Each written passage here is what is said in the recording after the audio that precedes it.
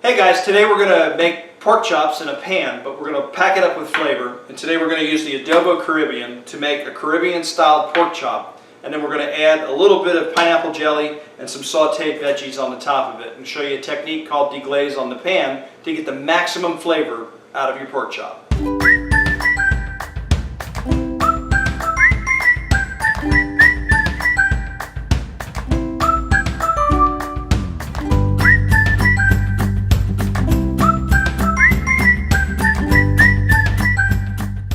So here we are at the oven. Obviously the first thing we're going to need to do is turn this thing on high, get the pan good and hot. We're just going to take the vegetables and we're going to get them into the saute pan. Once we get those veggies nice and soft, we'll set them onto the side. Alright guys, we've got the pan heated up and we're going to put a little oil in it now for the saute. And the reason you want to add the oil in at the end is because you want to add the oil to the hot pan and you don't want to scorch the oil to get it to the smoke point. It's not doing your vegetables any good, and it certainly takes all the nutrition out of the oil. So now that they've got a hot pan with the oil in there, we should be able to put it in and hear a sizzle. And we do. So we'll just go ahead and get this moved around the pan a couple of times here, literally using a saute technique.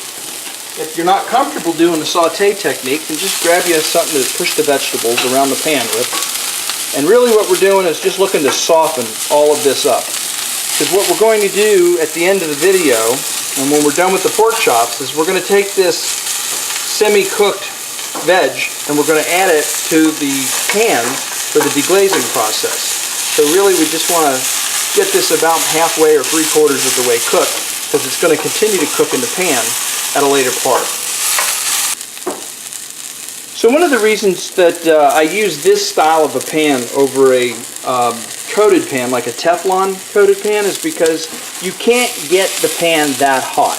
If you do get it this hot, what will happen is you'll start cooking or baking off the coating of the pan. And I don't know the exact term, it's something like PFCs or something like that, but in any event, it's poison.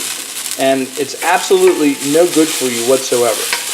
So our vegetables are, for the most part, right about where I want them. Because like I said, we're going to cook them off later. So at this point, I'm just going to set them aside. What we want to do is we want to go ahead and season up the pork chops. And to do that, all we're going to do is use a little bit of table salt. We're going to salt on this side, salt on the other. And pat that in, flip them over, get the salt on this side. Get the salt on that side. Now these pork chops are about 1 inch to 1.5 inches thick. I hadn't actually measured them out yet. So a generous portion of salt on this is not a bad thing. Alright, so I just had my son cut the camera because after touching raw meat and pork products, especially pork and chicken, I need to go and get some seasoning out of the can, and I don't intend to use the entire can, so I needed to wash my hands off. So we're using the Caribbean blend. These are thick pork chops, so I'm going to add a generous portion to both sides. And because I don't want to have to touch the meat again and then have to go and wash, I'm just going to use my knife. I'm just trying to flip this over like a pancake. Now I can just keep going. Cross-contamination of food products, real bad. There's enough illness in the world, you don't want to make yourself sicker than you need to, so always try to practice good food safety habits if you can.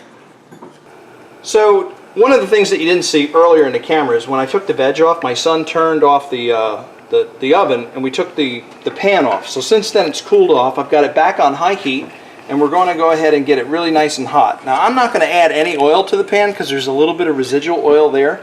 And there's enough fat in the pork chops to where it's going to go ahead and cook off, get a nice sear. Plus at the end we're going to add a little bit, not a lot, just a touch of butter into the vegetables as we deglaze the pan and get everything broken down and off. So I think this is good and hot enough now, so I'm going to take our 2 pork chops and I'm going to lay them away. Try to keep the bone towards the outside since it's the easiest to grab. And then what I'll do is I'll keep this bone, again, to the outside, but I'll lay it towards me. That way, when we get done with the cook, what will happen is we'll just flip them over the other way and they'll fit really nice in the pan. The other thing that I wanted to explain to you too is at this point we're simply looking to get a cook about halfway through the pork chop, so for about 4 to 6 minutes on this side. Then we're going to flip it over, and then we're going to put the pineapple jelly and the jam over there, and that'll finish cooking on the other side for about, again, another 4 to 6 minutes. And then what we'll do is we'll put them off to the side, we'll let them rest, and we'll deglaze the pan. We'll put some of the vegetable in there with a little bit of butter, and we'll get to that technique in just a few minutes. So it's been about 6 minutes now, actually just a tad over, and we're going to go ahead and flip them over. And now we got a nice color on there. The secret here is to not move your pork chop at all. Just let it sit in the pan and cook. Let it do its thing, and that's exactly what's gone here. And so that's how you got a good, nice sear plus a color cook on the pork chop. And so we're going to let this sit here for another 6 minutes, but while this is happening, we're going to put a nice healthy dollop of the pineapple jelly.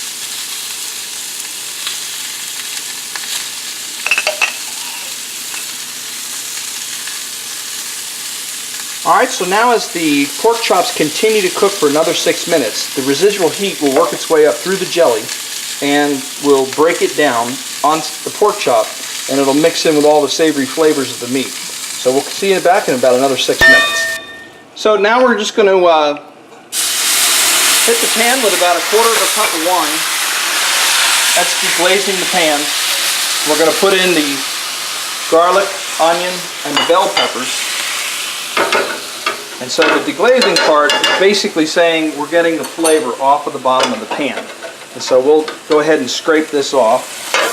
And we're cooking out all of the alcohol out of the wine. We use the Riesling because it's a sweet type of wine. But when this is all said and done, there won't be any alcohol flavor in it whatsoever. It has just that sweet, fruity, grapey taste. And so now what we're going to do is we're going to hit it with 2 little pieces of butter, which is the equivalent of about 1/4 of a tablespoon, or 1/4 of a teaspoon rather. And we're going to let this cook down, saute to finish up the vegetables. And this is enriching the already sweet flavors, because that little bit of fat will cut through the sweetness. And one of the secrets is to add just a very, very fine splash of white wine vinegar to add a little bit of acidity. We're going to put about that much, just enough, so there's a hint of tang or a hint of sour to it, but you don't want to taste that vinegar. And that'll help cut any richness of the butter down so that it's not so powerful. So we're about there. Now the only thing left to do is to turn the power off, take our veg, dribble over the top.